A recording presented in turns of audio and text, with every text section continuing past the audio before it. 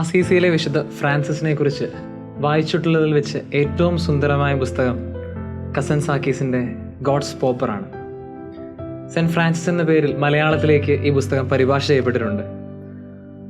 ഒരല്പം എക്സാജുറേഷനും നോവൽ ആസ്പെക്റ്റുകളെല്ലാം കൂട്ടിച്ചേർന്ന ഈ ഒരു പുസ്തകം അസീസിയിലെ വിശുദ്ധ ഫ്രാൻസിസിനെ ആഴത്തിൽ വായിക്കാനായിട്ട് എന്നെ പലപ്പോഴും സഹായിച്ചിട്ടുണ്ട്.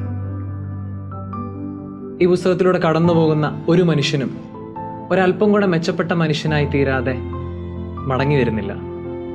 ഈ പുസ്തകത്തിൻ്റെ ആമുഖത്തിൽ കസൻസാക്കീസ് ഇങ്ങനെ കുറിച്ചു വയ്ക്കുന്നുണ്ട്: ഈ പുസ്തകം എഴുതിക്കൊണ്ടിരുന്നപ്പോൾ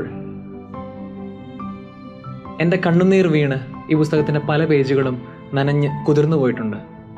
പല പേജുകളും അതുകൊണ്ട് തന്നെ എനിക്ക് വീണ്ടും തിരുത്തി എഴുതേണ്ടി വന്നിട്ടുണ്ട്.